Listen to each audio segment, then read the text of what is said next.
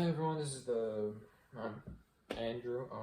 This is going to be the first in a series of videos where I do some short analysis of some sections in pieces that I like. So this is Ballade number 1, Chopin Opus number 3 in G minor.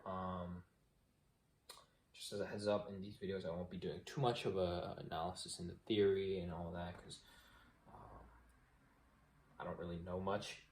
I'm going to be very honest with you. I just play what's written here and interpret it how I feel is appropriate. But let's start. So, and I'll do like some general stuff like about the keys and stuff, but nothing crazy. But yeah, let's get started. So the piece opens with actually just shut up and play it first, and then might be better to discuss it after.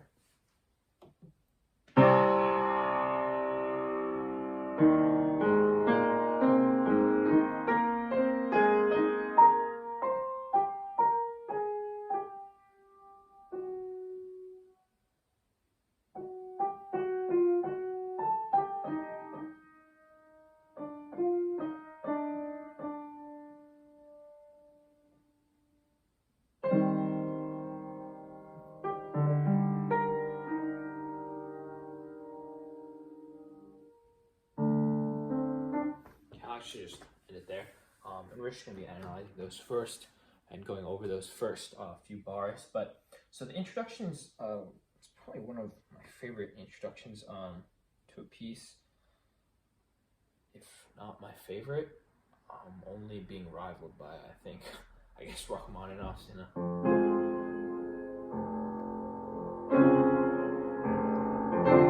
Nothing beats that, but this is a very nice one. It's probably one of my favorites. So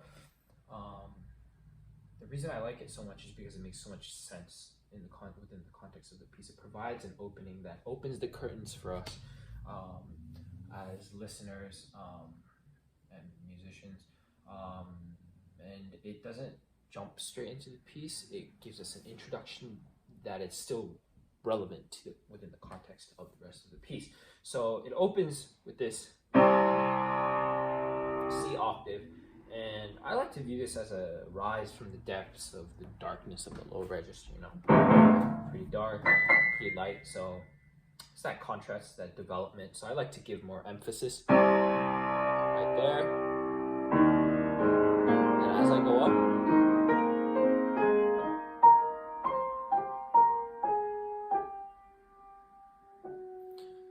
I give it a bit more voicing towards the right hand, that rise out of the darkness, you know. And then we have this F sharp that kind of screws up the harmony.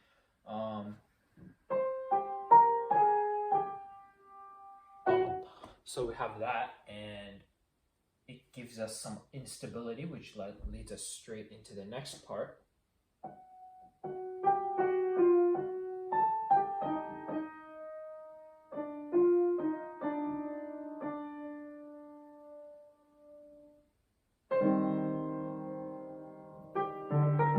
So I like to highlight the shape of this part. That right there, I didn't think much of it at first, but then this will come in a later video. But this here, it actually plants the seed for the later one of the later sections in the A major climax, where the right hand will go.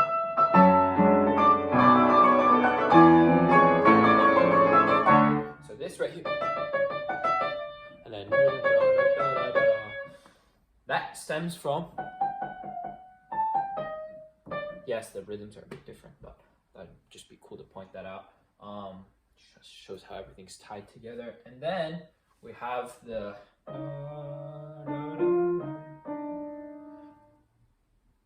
and after this triplet right here, I like to keep the pedal down for this part because it creates this that instability, bit uncomfortable, but it lets us clear it up when we lift the pedal and play it again, and it basically cements the fact that it emphasizes the D which will help us lead into the main key of G minor. So yeah, I like to and then clear it up right there, and then nice C minor, cleanse the palate, and then another shaky harmony. The C minor, like I said, it cleans the palate a bit, and then this is the main, is like the bridge that helps us lead into the G minor. But I'd like to point out that this right here can be played many different ways. You know, some recordings, I think Kissin, Yevgeny Kissin, he goes, you know, like that, and then some like Rubinstein or Horowitz. Both good, but and what I do is,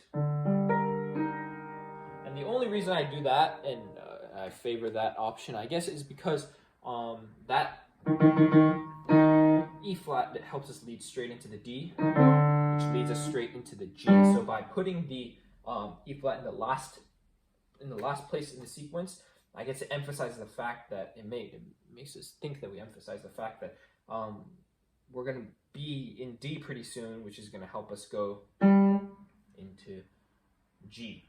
So that's really why and you can even hear it. It really wants to go. In this case, I get. Not that the other ones don't emphasize it, but I think this one makes it a bit more clear. So that's it for the first of my analysis videos on this piece. I'll be uploading the next one very, very, very soon. That will cover the